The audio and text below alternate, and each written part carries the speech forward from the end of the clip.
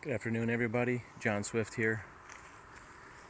Today I'm doing a video on a subject I'm not really super comfortable with. This will be kind of like a first for me, is going back in time. Noisy cars. This is sort of like my series where I go back in time and talk about some of the stories I did as a television videographer, where I had to cover stories for the news on a daily basis. And this particular story took place back in 1999, involving, it's kind of hard, it's hard to talk about, involving a family that was killed in Manatee County, and the guy who was ultimately charged and convicted of the crime, Larry Parks. And I'm kind of uncomfortable with bringing up the whole family thing. You can look up the case if you just Google Larry Parks, Manatee County, Florida, or Mayaca City, Florida. You can read about the articles and what they say happened, but it's just really weird. It's really weird for me to talk about it, because when it originally happened, I had to go to the house where the family was killed and sit out front and see everybody going out in and out of the house. It's very disturbing. It's very disturbing. But this story has haunted me somewhat it happened in 99, so we're talking about 16 years ago. It happened around October-ish. So today I'm in Mayaca City. You can see we're on a big, long country road here. It's a very long country road. There's actually a lot of traffic out here actually today. A lot of very fast driving vehicles. Going very quickly down this road. I don't know what the speed limit, but I know it's not like 60. So, as the story goes, somewhat, when this story broke about the family that was killed, I reported I was with Tristan Sanders, and I actually, we had worked together earlier in the day, and she got a tip from somebody, I think possibly the Sheriff's Department of Manatee County, that the person that was suspected in this killing was already in jail, charged on domestic violence charges, and that we were given the name, and I think we looked it up on the computer and found out that he had an address that was in Mayaca City. So in order to get the jump on it, I think this might have been around 4 or 5 o'clock at night. I normally worked the day shift at the station, and then we were there in the evening, and we got permission to go find the house and do it like a quick story, because we were trying to get an exclusive on the breaking news, the fact that they thought that the person that they had in custody already on another charge was the person who was responsible for this murder. And I'm not sure the exact details. There was some DNA evidence that they were able to get from him, and I think maybe there was somebody tipped the police to the fact that Mr. Parks was responsible, and they did a lot of DNA sampling, and they took DNA samples from the house where the murder was. So today it's a bittersweet kind of story, and hope to put some of this to rest in my mind. I'm at Parks Road in Wauchula Road. See, it says Parks Road. It actually says private on that sign. Private road. That's the reason why we actually drove down there. Parks Road is where his house, Larry, lived in a trailer. And so the night that the trailer is not there anymore. I'm pretty sure that they just got rid of it, bulldozed it, demolished it. So the night that we got that tip, we drove way out here, which I think is roughly about 20 to 25 miles in the middle of the boondocks. Has anybody ever heard that expression, in the middle of the boondocks? How about in bum freaked Egypt. Have you ever heard that? Or in the middle of nowhere? That's kind of that's where we are, is kind of in the middle of nowhere. As you can tell, it's basically this is just ranch land and fields. And it's right at, today it's about 4 o'clock, so sun's getting ready to set in about an hour probably. So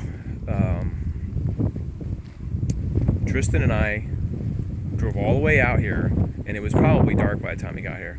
We drove to an address that we thought was Larry Park's address. Yeah, the sun's gonna kill me on this. That we thought was Larry Park's address. We pulled in the driveway. There was a dog there jumping on the window. Some miscellaneous yard trash over there I'm looking at. There was a dog in the yard jumping at our window, and the lady came out and asked, what do we want? And we asked her if Larry Parks had lived there, and it was actually a former address. But I think she gave us the address, his current address. So we drove out here in the dark to Parks Road, which is right out here. Like I said, it's kind of a private road. This is like very country community. There's orange groves right here. A lot of orange groves. So we came out, and driving around in the middle of the night, there's really no street lights out here at all.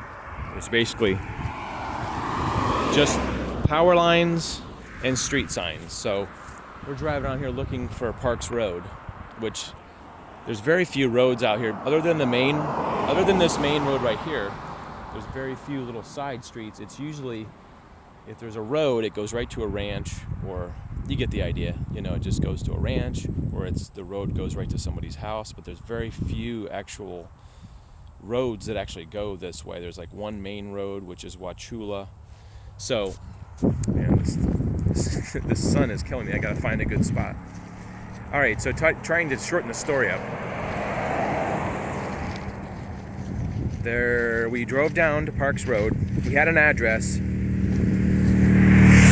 Can't see anything because the sun's in my eyes. We had an address. So we drove down that road. Like I said, no street lights. Very spooky.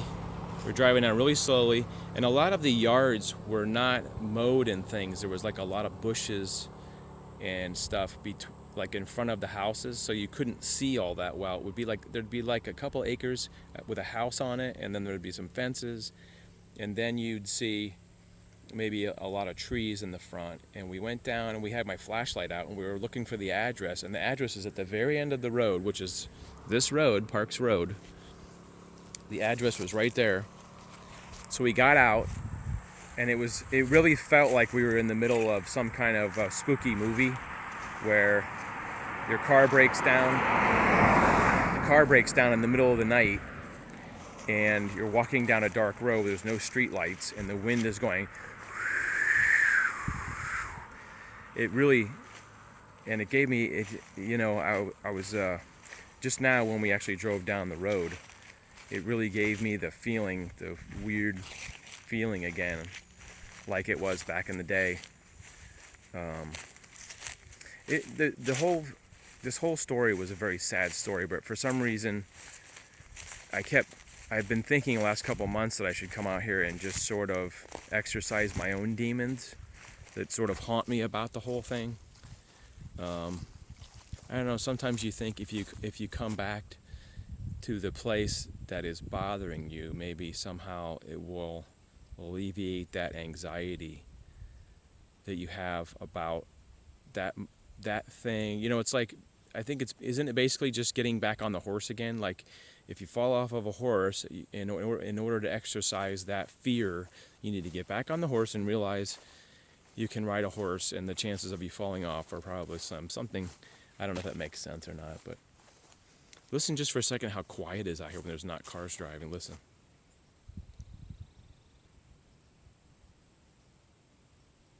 All you can hear is birds chirping. That's about it. So, it turned out that Tristan and I did find the house, and like I said, it was all dark.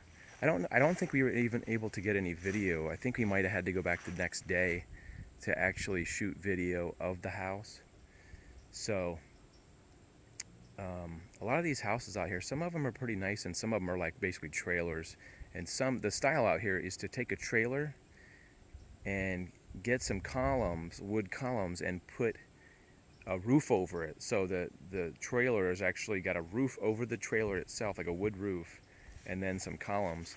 And as we rode down there, I saw there was one house that did have that description. I can actually remember from '99 that there was one house had like a big porch on it, and the other one had the columns.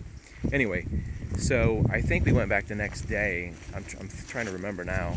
We went back the next day, and I filmed, and what it was basically just a rundown trailer.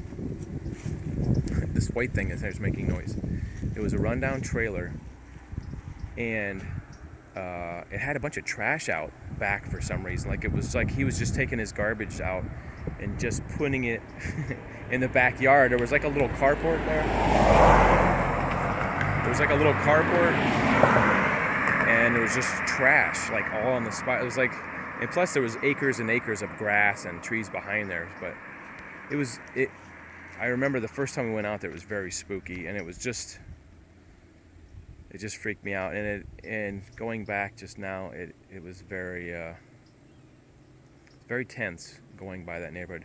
So here's the road back here, all the way down. It looks like the movie, like it should be the Crossroads right here, where it's just like a big long, or maybe that Tom Hanks movie, Castaway, where he's at the crossroads out in the country. It's kind of like that. It's not a crossroad. It's not a crossroads, but it's kind of a T, actually. Just a big long dirt road with orange groves. So I kind of wanted to share that with you guys. Something that's kind of been a little bit of a skeleton in the closet. Not that it's anything that I ever did, I didn't do anything wrong, but it's just something that's always haunted me in the back of my mind about that time we came out here. And thank God I didn't have to do the story of the trial or anything, because I think he actually pled guilty and that was it. I don't think there was actually a trial. And as far as I know, like I said, you can look up Larry Parks and Google that. He probably got life in prison. Anyway, so I'm sorry there's not so much to show because the house is gone. It looks like the property, they actually took away the trailer and they actually put another house there as far as where it is. But it's here on Parks Road and Wauchula Road in Mayaca City. This is called Mayaca City, Florida. And like I said, there's not much to see. It's just sort of there's something in the air out here for me because I know that this is where a killer lived. It's kind of just freaky. And the part I didn't mention, I think, is the road is called Parks Road. I think it's because the family actually, like the parents actually own the first plot, and I think his relatives actually owned like these properties that go down the road. I'm trying to get where you can see me. These properties that keep going down, there was like a property that's, the parents was like the first one, and the second one down was the sister, we found out, and then like his was like the fourth property down. So it was pretty spooky. Like I said, it's just even talking about what happened with that murder is really tough for me. I think I'll never. It's just something I'll never forget. It was very tragic. Part of the tragedy is it was the mother and the children that were killed, and the father wasn't there, and so he survived. And God bless him that he had to carry on without his family. So I hope this isn't a bummer, but I think it's just in keeping with my promise to myself. I wanted to always sort of show the real side of me, the fun stuff and the not so fun stuff. So I realize this isn't a fun, spooky story, but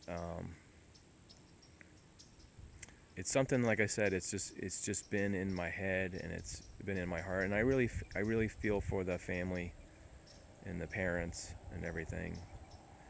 So this is it, guys. This is the video. I'm sorry it's kind of maybe a bit of a bummer.